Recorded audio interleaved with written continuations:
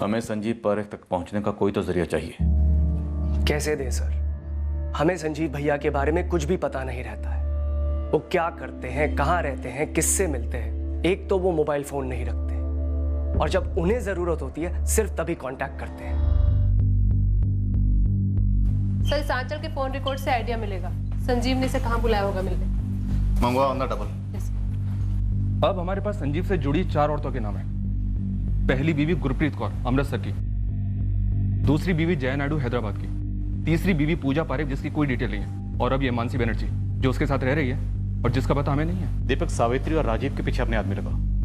पता नहीं क्यों मुझे लग रहा है कि इन दोनों ने हमें जितना बताया इससे ज्यादा जानते हैं।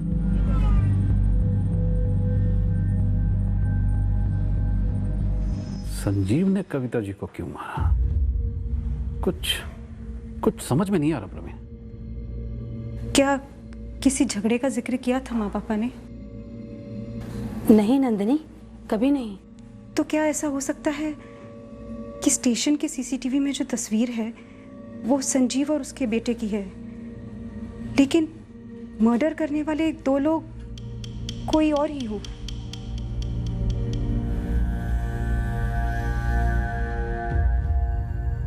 हाँ, होने को तो हो सकता है, लेकिन वो समीर और आंचल को लेकर ऐसे भाग क्यों गया? यहाँ शिमला में जो herbal product manufacturing plant setup हो रहा है, मैं वहाँ प्रोजेक्ट मैनेजर हूँ।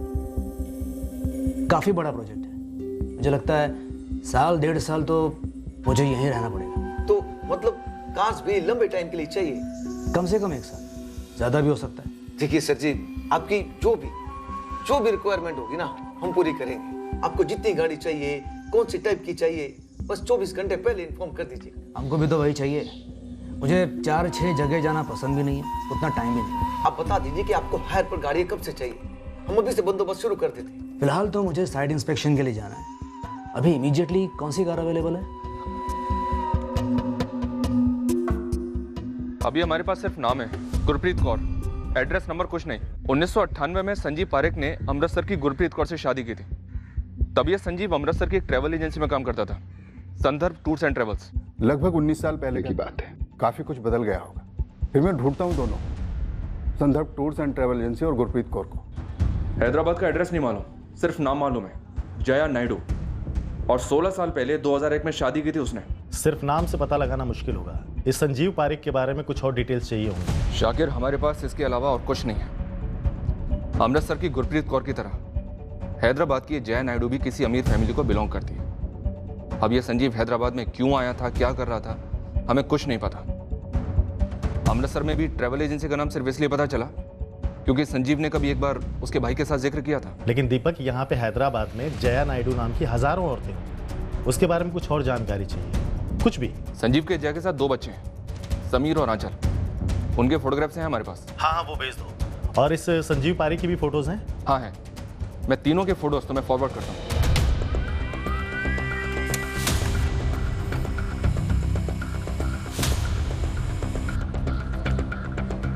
आंचल के कॉल रिकॉर्ड से हमें एक नंबर मिला 14 जुलाई का, जिसके तुरंत बाद ही आंचल गायब हुई थी। इस कॉल के जरिए हमें पता लगने वाला था कि आंचल कहाँ गायब हुई थी और उस वक्त वो, उसका भाई समीर और पिता संजीव कहाँ हो सकते थे। हेलो, असिस्टेंट सब इंस्पेक्टर आरती बात कर रही हूँ, दिल्ली पुलिस से। आप कौन बोल रहे हैं? मैडम, ये पीसीओ का नंबर है, लाजपत नगर मार्केट के पास है। क्या बात है मैडम? एड्रेस? सर, पीसीओ वाले को संजीव का फोटो दिखाया, पहचान नहीं पाया, लेकिन पक्का लगता है कि संजीव ने ही फोन किया होगा आंचल को अपने साथ ले जाने के लिए।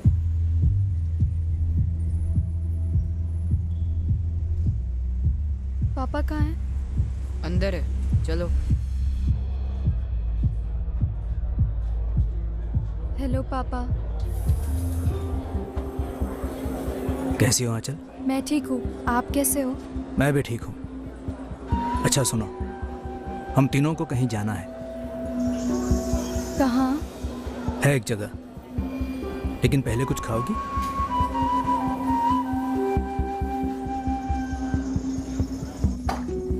अगर संजीव ने लाजपत नगर मार्केट वाले पीसीओ से आंचल को फोन किया था तो आंचल वहां गई होगी और संजीव और समीर शायद वहां उसका पहले से इंतजार कर रहे हो। हाँ, ऐसा हुआ हो सकता है सर। तो हमें उस जगह को खंगालना चाहिए जहां पे वो तीनों मिले और जहां के लिए निकले। टैक्सी।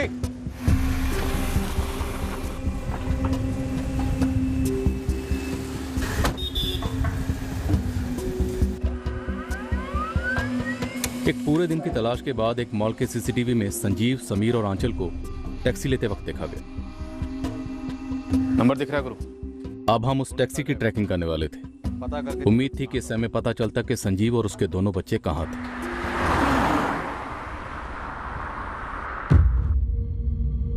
पापा अब हम कहाँ जाएंगे? देखते हैं, कई जगह है जाने के लिए। पर पापा दादी बहुत टेंशन में आ जाएंगी। लेकिन हमें उनको बताना नहीं है कि हम कहाँ पर हैं। राइट आंचल?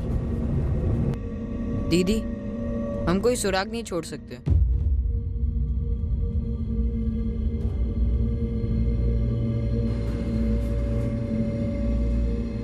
संजीव ने ऐसा क्यों किया? बच्चों को शामिल किया? बच्चों को? हमें क्या पता है? कुछ नहीं। हमें भैया के बारे में कभी कुछ पता चला है? लेकिन वो औरत, वो तो मेरी उम्र की रही होगी ना? उसने ऐसा क्या किया होगा? दलजीत, तेरा ही टैक्सी 14 जुलाई की दोपहर को 3:05 का समय दिखा रहा है। ये देख छपा है। हाँ हाँ देख रहा हूँ, तीनों याद भी हैं मुझे, लेकिन ये कहाँ की सवारी थी ये नहीं याद आ रहा। लगा लगा, दिमाग पे जोर लगा। ये लोग पुलिस को चाहिए, मर्डर केस है। कहाँ छोड़ा था? हाँ, कश्मीरी गेट बस स्टैंड के पीछे टूर एंड ट्रैवल वाले हैं ना, जहाँ से अलग अलग शहरों के लिए बसें चलती हैं, वहाँ पे छोड़ा था इन्हें।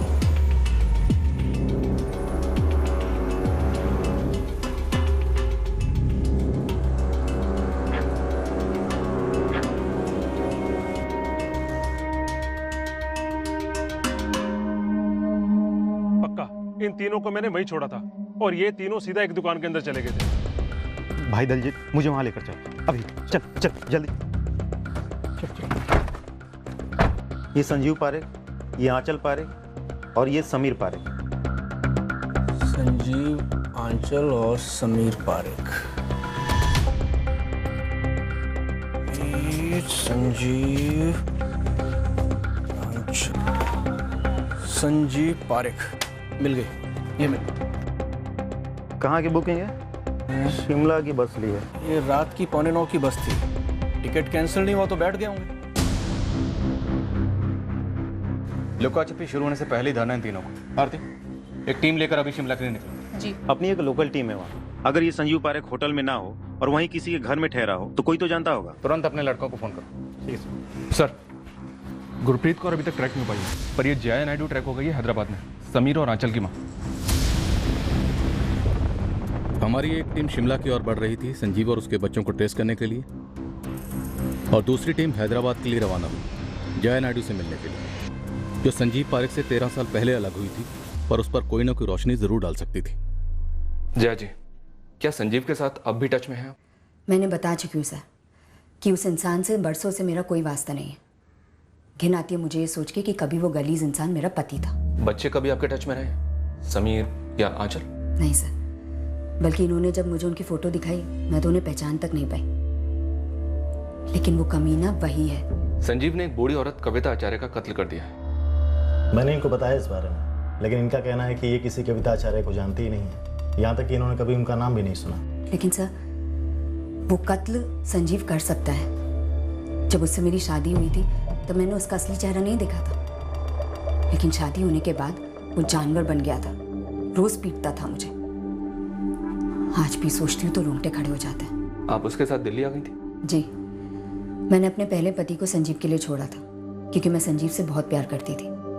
मुझे लगता था कि संजीव भी मुझसे प्यार करता है और उसके साथ मुझे एक बेहतर जिंदगी मिल सकती है। मेरे अम्मा अब्बा मेरे इस फैसले के सख्त खिलाफ थे, पर फिर भी मैंने उन्हें छोड़कर संजीव के साथ शादी कर ली। अम्मा अब्बा ने इसलिए मुझसे सारे नाते तोड़ दिए। जब मेरी बेटी आंचल पैदा हुई तब हम दिल्ली में थे। संजीव वहाँ कुर्शी टूर्स एंड ट्रैवल्स में जॉब करता था। फिर वो मस्कट चला गया क्योंकि उसकी वहीं किसी ट्रैवल लाइन में ही जॉब लग गई थी। बीच बीच में आता था। फिर समीर पैदा हुआ। समीर के पैदा होने के बाद वो हमसे एक बार भी मिलने नहीं आया, बल्कि उसने तुम्हें पैसे भी भेजने बंद कर दिए थे। अब आप ही बताइए, मैं 2 बच्चों की अकेले देखभाल कैसे करती? इसलिए मैंने अपने अम्मा अप्पा से माफ़ी मांगी और समीर और आंचल को लेकर हैदराबाद चली आई, यहाँ अपने अम्मा अप्पा के पास। पर बच्चे तो संजीव के पास हैं। यही तो दुखती रह गया सर। मैं बच्चों को हैदराबाद लेकर ज़रूर आई थी, लेकिन संजीव ने यहाँ आकर मुझे धमकाया और छीन ले गया मेरे बच्चों को।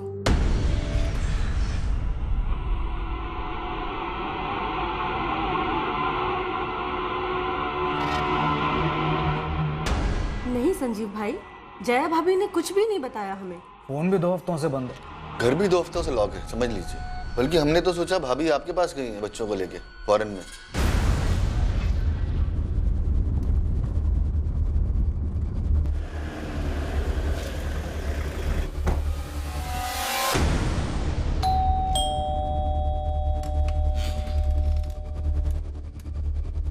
ये क्या लगा रखा है? मुझे तुम्हारे साथ नहीं रहना अब। बच्चे कहाँ हैं? बच्चे भी यहीं रहेंगे मेरे साथ। तू भाड़ में जा, मेरे बच्चे मेरे साथ रहेंगे। मेरे बच्चों को तुम्हारे जैसी बाप की जरूरत नहीं है, जो ना उनकी देखभाल कर सकता और ना ही प्यार। अंदर जा, कागज पेंसिल लेकर आ और उन सारी चीजों की लिस्ट बना जो तूने मेरे घर से चुराई है। 8 लाख के गहने का तो मुझे पता है, ये लिस्ट मुझे पुलिस को देनी है। पर मैंने कुछ नहीं चुराया तुम्हारे घर से। ये इंस्पेक्टर को बोलना, इंस्पेक्टर शरद दोस्त है मेरा, उसने तेरे खिलाफ लुकआउट नोटिस निकाली है। हाँ शरद, मिल गई, पता भेजता हूँ, अभी आके गिरफ्तार कर ले। संजीव ने मेरे अम्मा अप्पा को भी बहुत धमकाया कि वो मुझे जेल भेज देगा। जब मैंने अपने पहले पति को संजीव के लिए छोड़ा था, तब मेरे अम्मा अप्पा बहुत दुखी हुए थे, बहुत कुछ सुना था उन्होंने। इसलिए मैं संजीव की धमकियों से अपने अम्मा अप्पा को और तकलीफ नहीं देना चाहती थी। मैं बहुत डर गई थी। जाने दिया मैंने बच्चों को संजीव के साथ, ये सोचकर कि कभी ना कभी तो उनसे मिलूंगी,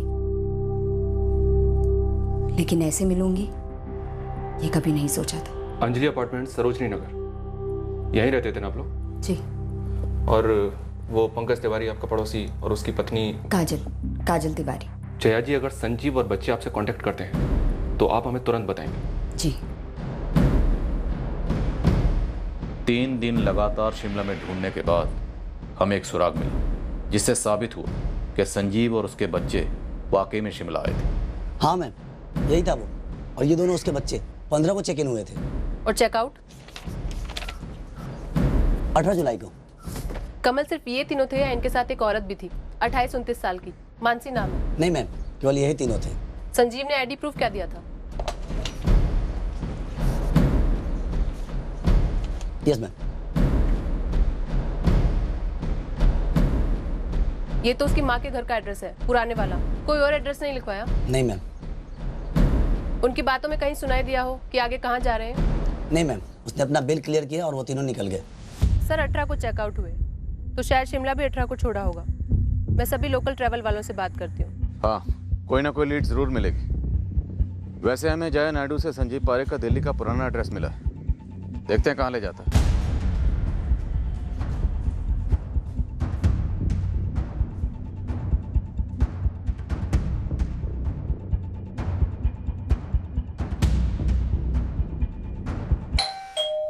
हाँ, पेपर में पढ़ा, हिल गए हम तो।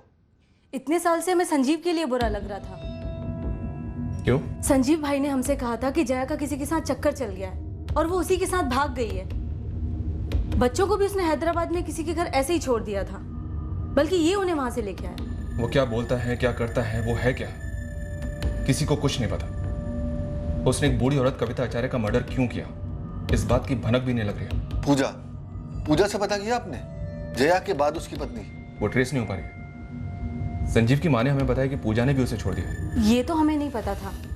अच्छी थी वो और बच्चों का भी बहुत अच्छे से ख्याल रखती थी। ये पूजा कहाँ से थी, कुछ आइडिया है? नहीं, इतना तो नहीं मालूम, पर हाँ ये जरूर याद आ रहा है कि ये दोनों प्रसाद ट्रेवल्स पर मिले थे। वहीं ये दोनों जॉब करते थे। कहाँ है प्रसाद ट्रेवल्स? रजौरी गार्डन। अरे सर, हमने जब से पेपर में पढ़ा है बस ऑफिस में उसी की बात हो रही है। जब संजीव यहाँ काम करता था तब हम दोनों एक ही पोस्ट पर थे। सर, संजीव जैसा सेल्स एग्जीक्यूटिव मैंने नहीं देखा। टॉप का काम करता था। हाँ, सुना है हमने कि वो जुबान का माहिर था। और ये भी सुना है कि वो शेयर मार्केट में खेलता था। 2009 के आसपास उसने खुद की इन्वेस्टमेंट फर्म खोल ली थी। और पूजा? पूजा भी संजीव को इसी ऑफिस में मिली थी और उनका अफेयर हो गया था। हम उसे ढूंढ रहे हैं। सर सुना था कि वो दोनों अलग हो गए थे। क्यों हुए थे और कब हुए थे ये तो नहीं पता। जगदीश, हमें पूजा की तलाश है, कहाँ मिलेगी? वो एमपी साइड की थी, बाकी फाइलों में देखना पड़ेगा अगर कोई डिटेल मिल जाए तो।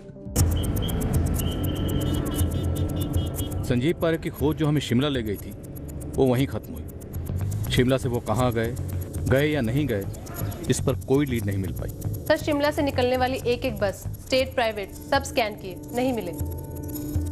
हो सकता है शिमला में कहीं किराए पर रह रहे हो। सर, गुरु की टीम ने शिमला से लगे हुए कसौली और कुफरी को भी खंगाला।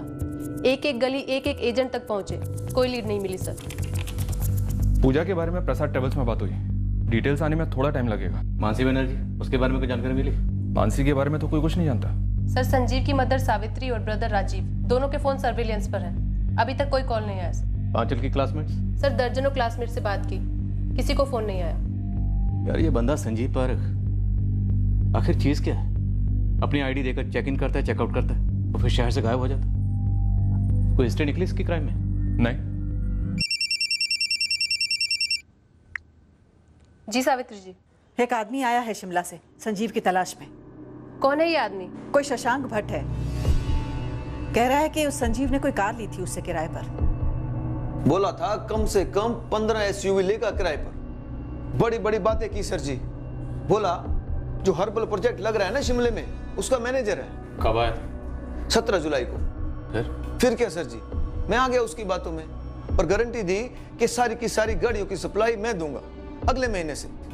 फिर वो बोला कि अभी एक गाड़ी चाहिए 1 हफ्ते के लिए। मैंने भरोसा करके दे दिया, लेकिन सर जी अब नंबर ही नहीं लग रहा। नंबर कौन सा दिया था? ये वाला सर जी। लेकिन सर ये नंबर एग्जिस्ट ही नहीं करता। कभी बात नहीं की इस नंबर पे? कभी जरूरत नहीं पड़ी ना सर जी। वो 17 को मेरे पास आया और फिर 18 को दोबारा आया और 18 को ही गाड़ी लेकर निकला।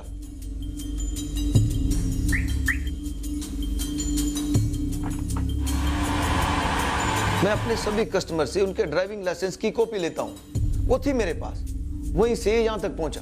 कोई एडवांस वगैरह नहीं दिया? 15 एसयूवी लेने की बात कर रहा था सर जी।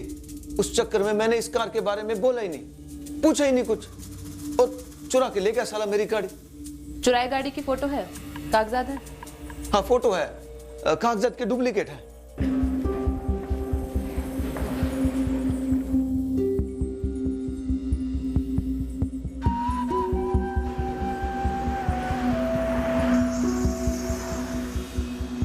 संजीव, समीर और आंचल पारेख की खोज अब शशांक भट्ट की कार की खोज बन गई। पड़ोसी राज्यों, टोल नाके और चेक पॉइंट्स को खबर कर दी गई इस चुराई गई कार और उसमें सवार 3 लोगों के बारे में।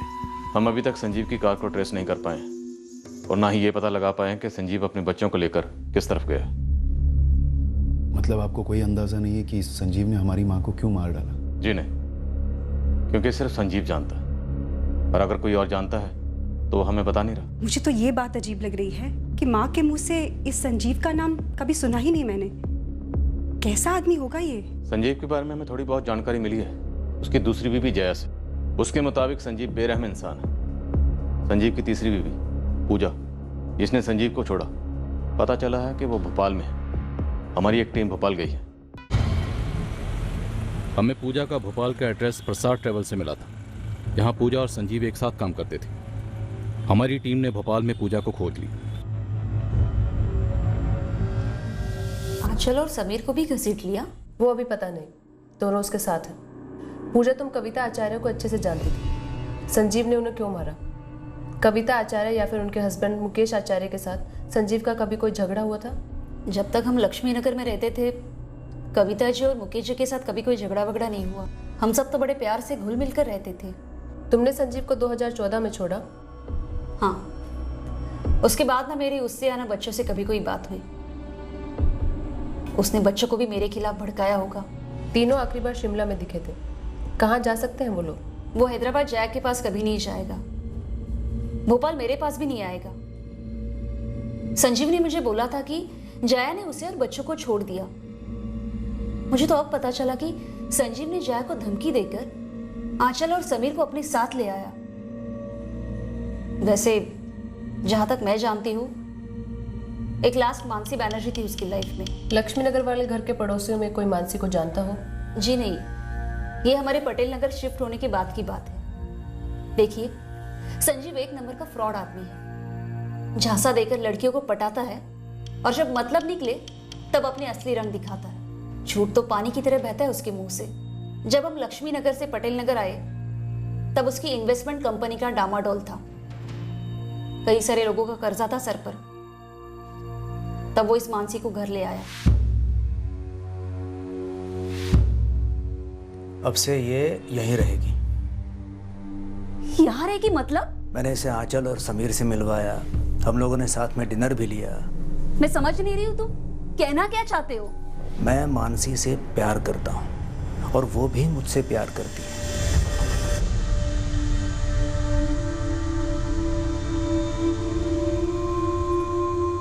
माँ, हमें वो अच्छी नहीं लगती है।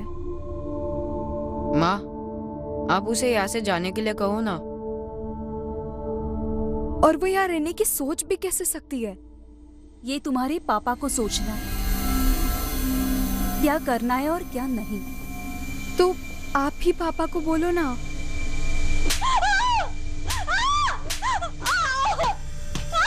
मार तो बहुत खाई थी मैंने। उसके बच्चों को अपने बच्चों जैसा मानती थी। वो भी मुझसे बहुत प्यार करते थे। माँ कहते थे। संजीव ने मुझे पहले ही बोल के रखा था कि मेरे खुद के बच्चे नहीं होंगे। सब कबूल था, पर दूसरी औरत कबूल नहीं थी, इसलिए मैंने उसे छोड़ दिया। हमें इस मानसी की कोई खबर नहीं मिल रही। मुझे नहीं लगता कि मानसी बहुत ज्यादा सीरियस थी। वो तो बस संजीव की चिकनी चुपड़ी बातों में झूम रही थी। लक्ष्मी नगर से निकलने के बाद तुम लोग पटेल नगर शिफ्ट हुए। वहां का एग्जैक्ट एड्रेस क्या है? देती हूँ। और एक बात, ये मानसी कोलकाता से है। एक बारी उसने मुझे बोला था। और ये संजीव मोबाइल फोन यूज नहीं करता, सच है? सच है। और वो इसलिए क्योंकि उसने बहुत सारे लोगों को दगा दिया था। उन सब से बचने के लिए वो जानबूझकर मोबाइल इस्तेमाल नहीं करता था। और ये सब मुझे शादी के काफी बाद पता चला। मानसी का कोई नंबर है? देखना पड़ेगा। पूजा ने पटेल नगर का जो एड्रेस दिया वहां जाकर आए। पड़ोसियों को मानसी तो याद है, पर सिर्फ नाम से। वो लोग 2015 में वहां से निकले। मानसी का कोई कॉन्टैक्ट नंबर मिला? आरती के पास मानसी का पुराना नंबर है जो कोई और इस्तेमाल कर रहा है। वैसे मैंने 2015 के पहले के कॉल रिकॉर्ड्स मंगवाए हैं जब वो नंबर मानसी यूज कर रही थी। हमारे पास उस चुराई हुई गाड़ी पर भी कोई लीड नहीं जिसमें तीनों फरार हुए। इसके पहले कि हम मानसी तक पहुंचते, हमें चुराई की कार की खबर लखनऊ से मिली। शिमला की ये गाड़ी लखनऊ की एक सेकेंड हैंड कारों की दुकान में पाई गई।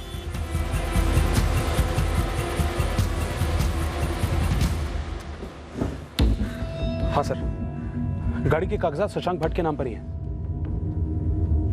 इन पेपर्स के अगेंस्ट में तुमने लोन दिया था उसको? हाँ सर, मतलब मैंने गाड़ी खरीदी नहीं है, उसने गिरवी रखी थी 1 महीने के लिए और कहा था कि 1 महीने के लिए मैं गाड़ी किसी को भी किराए पे दे सकता हूँ।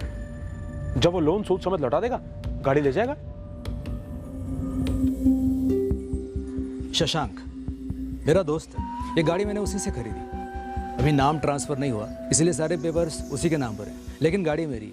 हाँ, 1 महीने में लोन चुका दूंगा, सूद समेत। और अगर 1 महीने बाद तुमने पैसा सूद समेत नहीं लौटाया संजीव, तो मैं गाड़ी बेच दूंगा। उसकी नौबत नहीं आएगी, मैं अपनी गाड़ी बिकने नहीं दूंगा। हाँ, अभी जरा डाउन चल रहा है, इसलिए गिरवी रख रहा हूँ। 1 लाख का लोन, 10,000 का ब्याज, महीने में चुका दूंगा। लोन के लिए थैंक्स। चलो बेटा। इतना डिसेंट आदमी लग रहा था सर, मैंने कभी सोचा ही नहीं था कि गाड़ी चोरी की निकलेगी। लेकिन जब गिरवी रखी गाड़ी किसी और के नाम पर थी, तो वो गाड़ी तुमने ली क्यों? गलती हो गई सर, मुझे लगा बस 1 ही महीने की तो बात है। ये लखनऊ में कहाँ रह रहा था? उसने एड्रेस तो दिया था सर, लेकिन वो जाली निकला। एक नंबर भी दिया था, लेकिन वो भी जाली निकला सर। और तुमने महीने भर इस नंबर पे कभी कॉल ही नहीं किया? अब हमारी खोज लखनऊ में शुरू हुई।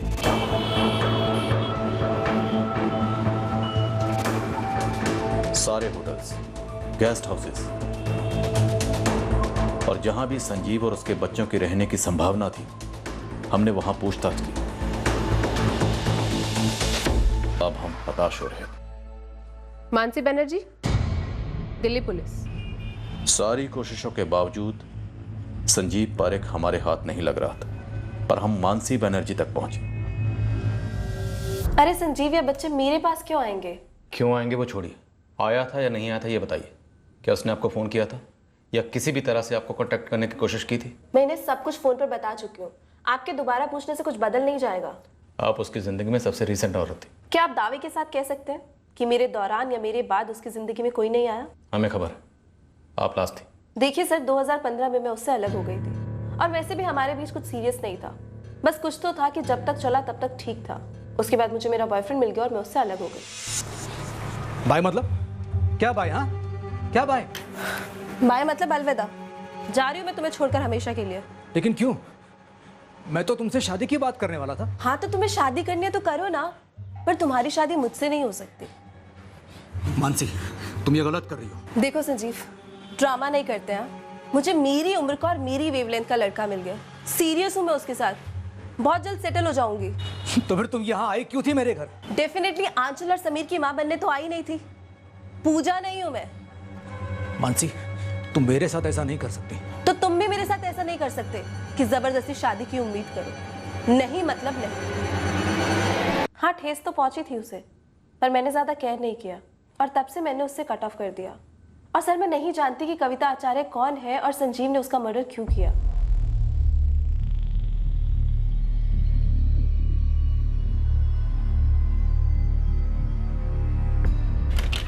नेट पे अपलोड कर दो। सारे स्टेट्स के सभी शहरों के हर कोने में लुकआउट की खबर फैलनी चाहिए। सर, कविता आचार्य के परिवार वाले बार बार पूछने आ रहे थे कि उनकी मां का कातिल अब तक पकड़ा क्यों नहीं गया और कत्ल किस लिए हुआ, और हमारे पास उनके सवालों का कोई जवाब नहीं था। कमाल कर रहे हैं आप सर। एक तरफ आचार्य परिवार कविता जी को खोने का खालीपन महसूस कर रहा था और दूसरी तरफ था कत्ल का कारण ना जानने का आक्रोश। ये खालीपन और आक्रोश आरोपी के परिवार में भी झलक रहा था। एक बूढ़ी औरत अपने पोते की सुरक्षा को लेकर परेशान थी। वो ये समझ ही नहीं पा रही थी कि उसके बेटे ने कत्ल जैसा संगीन जुर्म क्यों किया और अपने बच्चों को उस जुर्म में शामिल क्यों किया।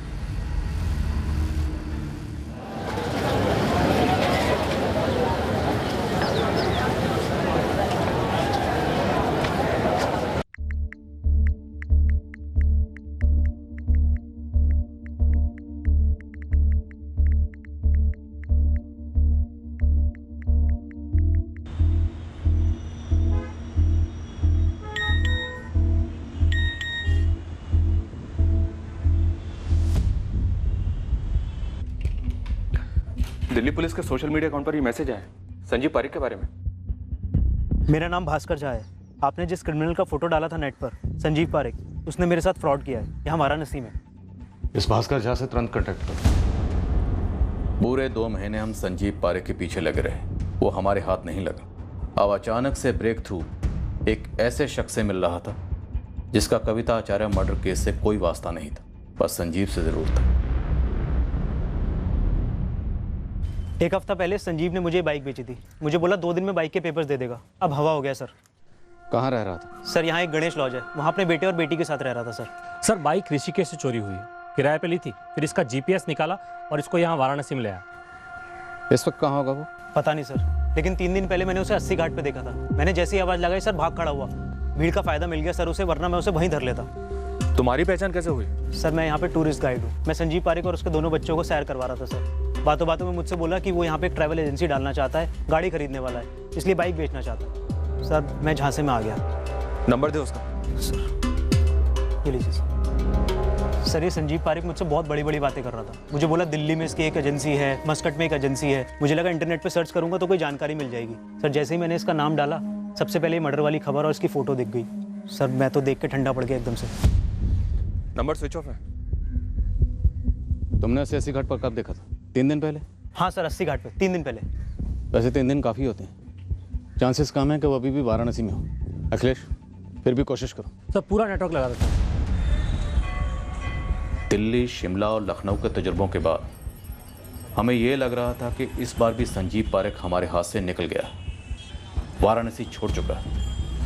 और फिर भी हमने कोई कसर नहीं छोड़ी और आखिर में मेहनत रंग लाई।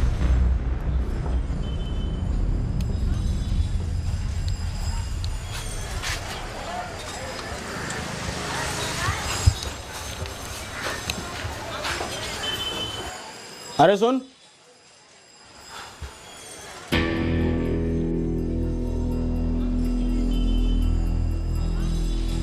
चाय नमकीन लेके आ।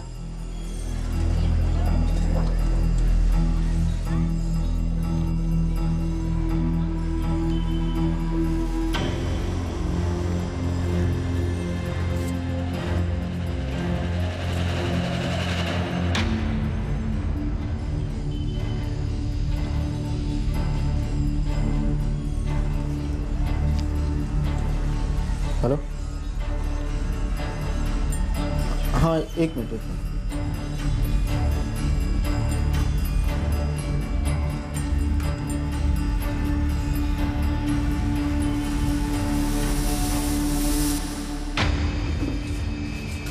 साहब, मैं फ़ोन करने बाहर गया, भाई गायब, ये लड़का यहीं बैठा रहा। समीर। हाँ। तुम्हारे पापा संजीव परे कहाँ हैं? वो 15 मिनट में आएंगे। बिल चुका देना और यहीं रुकना, मैं 15 मिनट में आता हूँ।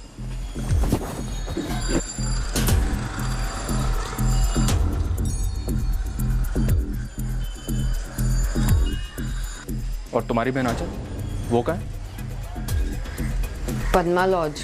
लड़का और फादर बाहर गए हैं, लड़की अब भी कमरे पे है। मैंने उसे बाहर जाते नहीं देखा सर। दरअसल लड़की के फादर ने होटल के फोन पर कॉल किया था और मैंने खुद लड़की को कॉल ट्रांसफर की थी।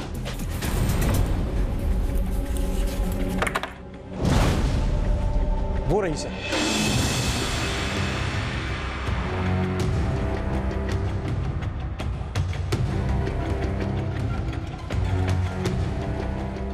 आंचल पारी, हाँ। पापा कहाँ हैं? मुझे नहीं पता। और तुम कहाँ जा रही हो? तुम्हारा पापा रेस्टोरेंट नहीं पहुंचा और ना ही होटल। वो तुम दोनों बच्चों को छोड़कर भाग गया है। वादा किया था पापा ने, वो आकर हमें ले जाएंगे। फोन पर तुम्हारे पापा ने तुमसे क्या कहा आंचल? बोले डरो नहीं, मैं आऊंगा लेने। पर तुम तो कहीं जा रही थी, भाग रही थी। आंचल, तुम्हारे पापा कहाँ हैं? तुम लोगों ने कविता आचार्य का कत्ल क्यों किया? नहीं सर, मैंने कविता दादी को नहीं मारा। मैंने उन्हें इतने सालों में देखा तक नहीं। पर समीर तो कह रहा है कि ये सब तुम सब लोगों की मिलीजुली साजिश थी। तुम्हारे पापा ने और उसने मिलकर कविता को मार दिया और फिर तुम भी उनके साथ भागी। आंचल, तुम भागी क्यों? और तुम्हें कैसे पता चला कि हम तुम्हारी दादी के घर तक पहुंच गए? पापा ने फोन करके कहा कि तुरंत आ जाओ। मैं गई। मैंने कहा था पापा से कि दादी टेंशन लेंगी। पर तुम्हें मालूम था कि उन लोगों ने कविता आचार्य को मार दिया है? जब पापा के साथ गई तब नहीं मालूम था, लेकिन 2 दिन बाद न्यूज़ में आने लगा तो मैंने पापा से पूछा तो उन्होंने बताया। पर सर, मेरा कोई इन्वॉल्वमेंट नहीं है इसमें। पर आंचल, तुम उन दोनों हत्यारों के साथ भागती रही हो। आंचल, झूठ ज्यादा दूर तक नहीं चलेगा। बता दो हमें, कहाँ हैं तुम्हारे पापा? तो तुम्हारे पापा ने तुम्हें क्राइम शोज की वीडियोस दिखाए 4 महीने लगातार, ये मर्डर करने के लिए? हाँ। तो प्लान ये था कि कविता आचार्य, जिसे तुम दादी कहते थे, उसको मारना। क्यों मारना, ये नहीं बताया? पापा ने नहीं बताया कि वो मारी जाएगी। लेकिन तुम तो अपना चेहरा छुपाते हुए उनके घर तक पहुंचे थे ताकि उनकी बिल्डिंग के सीसीटीवी कैमरे में तुम्हारी शक्ल नजर ना आए। पापा ने कहा था कैप पहनने के लिए और मुंह छुपाने के लिए, ताकि कोई पहचान ना सके। वीडियोस में ऐसा ही देखा था, लोग करते हैं ऐसा। पापा ने बोला हमें भी करना है। जब तुम्हारे पापा संजीव ने कविता आचार्य का कत्ल किया तो तुमने उनकी टांगें जकड़ रखी? हाँ। ऐसा ऑन द स्पॉट हुआ या पहले से प्लान था? अचानक पापा ने कहा उनकी टांगें पकड़ लो।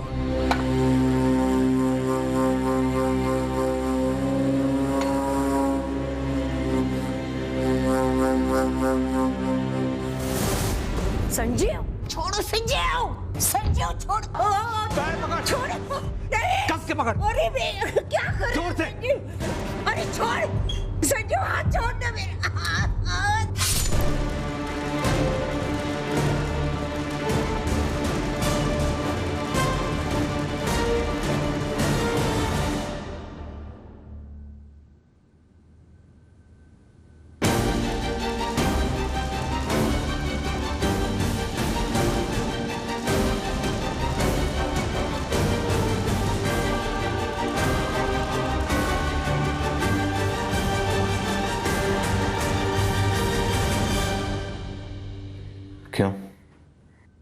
क्यों मार डाला? मुझे नहीं पता। पापा और कविता दादी के बीच में कुछ बातचीत हुई थी। किस बारे में? पैसा। संजीव, इतनी दूर आए हो तो चाय पी के जाना, लेकिन इस विषय पर अब चर्चा नहीं। मेरा सर फटा जा रहा है तुम्हारी इन बातों से। ऐसी कौन सी बात कह दी मैंने? अपने पैसे तो मांग रहा हूं। लो चाय पी लो। देखो संजू, मेरा दिमाग और मत खाओ। 3 साल पहले जब मैंने आपको फोन किया था, आपने कहा था 1 लाख रुपए धीरे धीरे करके चुका दूंगी, हर महीने किस्तें दूंगी। कुछ नहीं दिया। 2 साल पहले जब मैंने आपको फोन किया था, आपने कहा था प्रॉब्लम में हूँ, नहीं दे सकती। अब मैं प्रॉब्लम में हूँ, मुझे मेरे पैसे चाहिए अभी। मेरे पति मुकेश और तुम कैरम खेला करते थे, लेकिन तुम दोनों के बीच ये पैसों की लेन देन कब हो गई मुझे नहीं पता, भगवान जानता है। नगद लिए थे मुझसे और कहा था लक्ष्मी नगर का घर बेचकर द्वारका में फ्लैट लूंगा, तब पैसे होंगे हाथ में दे दूंगा। कुछ नहीं दिया। अब वो नहीं रहे तो तुम्हारी जो मर्जी है वो तुम बोलोगे। जाने से पहले उन्होंने मुझे तो नहीं बताया था तुम्हारे इस लोन के बारे में। तो फिर मैं 1 लाख क्यों बोलता? 10 लाख बोलता ना। संजीव, तुम्हें जो बोलना है बोलो, जो सोचना है सोचो, मुझे फर्क नहीं पड़ता। लेकिन एक बात ध्यान से सुनो, मैं यहाँ अकेली रहती हूँ, इनके पेंशन पे मेरा गुजारा होता है। तुम्हें देने के लिए मेरे पास एक फुट्टी कौड़ी तक नहीं। मुझे मालूम था पैसे वापस करने का आपका इरादा ही नहीं है। तो फिर पूछते क्यों हो? मत पूछा करो। लेकिन ये प्लान तो 4 महीने पहले से चल रहा था कि कविता आचार्य को मारना है। मुझे नहीं पता। जब संजीव तुम्हें तुम्हारी दादी से अलग लेकर चला गया था तो तुम लोग कहाँ रह रहे थे? पंचकुला। वहाँ पर पापा का एक घर है और वो वहाँ जॉब कर रहे थे। तो तुम लोग पंचकुला से दिल्ली आए थे द्वारका 10 जुलाई को? हाँ सर, संजीव भैया ने बच्चे का ब्रेन वॉश कर दिया होगा। एक बार संजीव पारे हाथ लग जाए तो फिर पूछते हैं उससे। आंचल, तुम और तुम्हारा भाई समीर अभी बहुत छोटे हो और तुम्हारे पापा तुम दोनों को छोड़कर भाग गए, और तुम्हारा भाई समीर वो फंस गया क्योंकि कविता आचार्य की बिल्डिंग के सीसीटीवी में वो साफ नजर आ रहा है और उसने अपना जुर्म कबूल किया। बोलो, तुम्हारे पापा कहाँ? उन्होंने वाराणसी रेलवे स्टेशन पर मिलने को कहा। कहाँ जाने वाले थे? मुझे नहीं पता। बोले कि बैग वैग सब रूम पर ही छोड़ दो और रिक्शा लेके स्टेशन पर पहुंचो। तुम्हारे पापा ने तुम्हें बताया था कि तुम्हारा भाई पकड़ा जाएगा? उन्होंने कहा समीर की फिक्र मत करो, उसे कुछ नहीं होगा, हम बाद में उसे भी साथ में ले लेंगे। पर ऐसा तो हुआ नहीं। तुम्हारा भाई समीर तो पकड़ा गया और तुम भी पकड़ी गई, है ना? इसलिए बोलो, तुम्हारे पापा कहाँ हैं? उन्होंने बस इतना ही कहा कि ट्रेन की टिकट खरीद ली है हम दोनों के लिए। रात की ट्रेन है। अमृतसर से चलकर मुगल सराय, पटना, आसनसोल के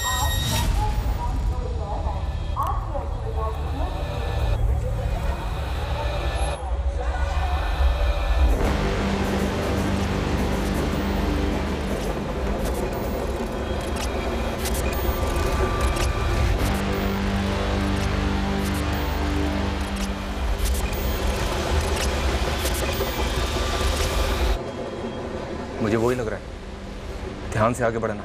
इस बार संजीव पारेख का चेहरा छुपाने का पैंतरा काम नहीं किया। हमने उसे हर तरफ से घेर लिया था।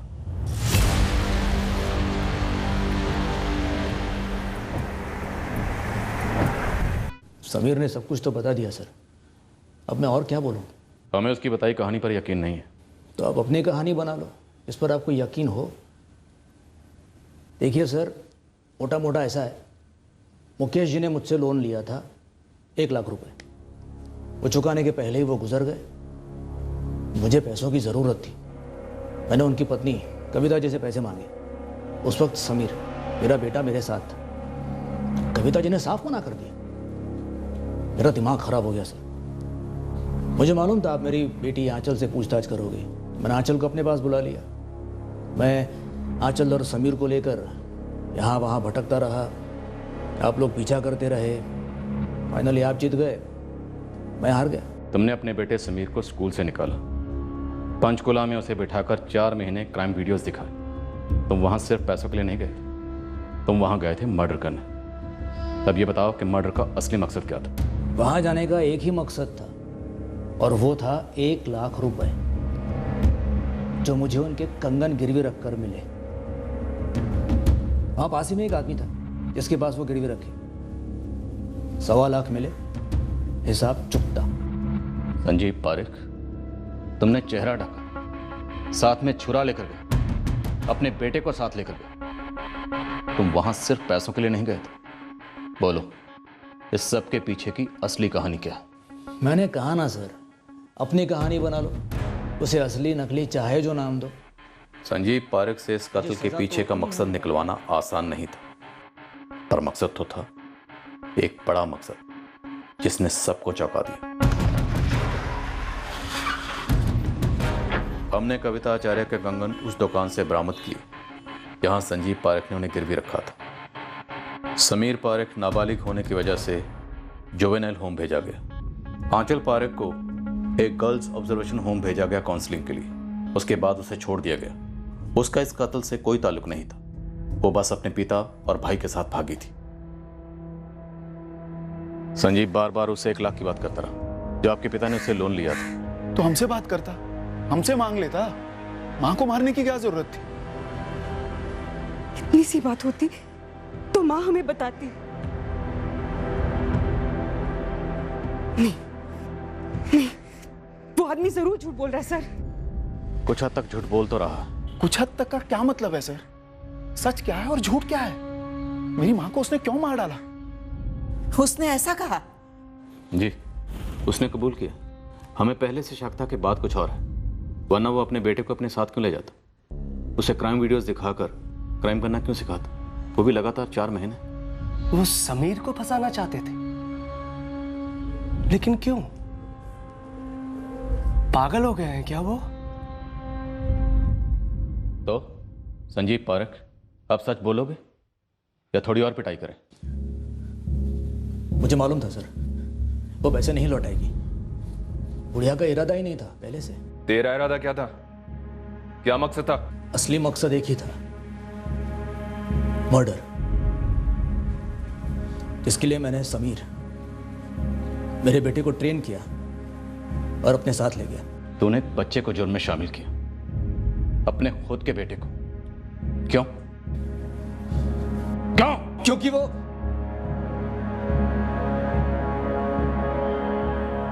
क्योंकि वो समीर मेरा बेटा नहीं है।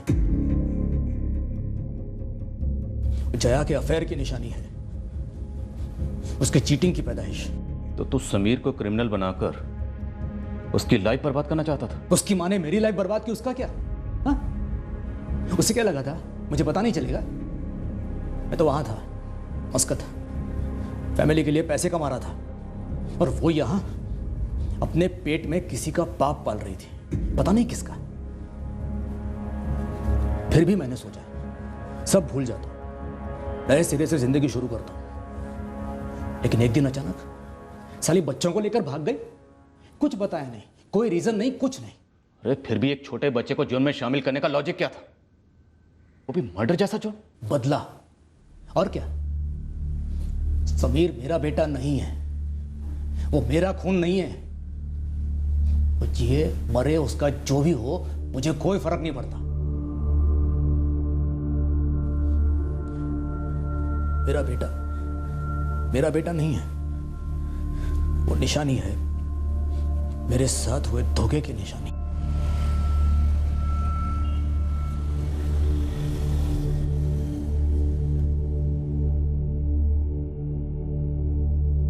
एक क्रिमिनल को जेल भेजा जा सकता, उस पर अदालत में मुकदमा चलाकर उसके जुर्म को साबित करके उसे सजा दिलाई जा सकती है, लेकिन उस ख्याल को उस क्रिमिनल इरादे को किसी के जहन से जुर्म करने से पहले ही कैसे निकाला जाए, खासकर तब जब वो क्रिमिनल इरादा एक निजी अधूरेपन से उभरा। एक गहरी रंजिश एक घाव से निकलती है जो वक्त के साथ एक बड़ी गलती का रूप ले लेती है। फिर मिलेंगे अगले हफ्ते एक और नए केस के साथ। क्राइम पेट्रोल सतर्क। जय Hind. For more updates, subscribe to our channel, click the show links and enjoy watching the videos.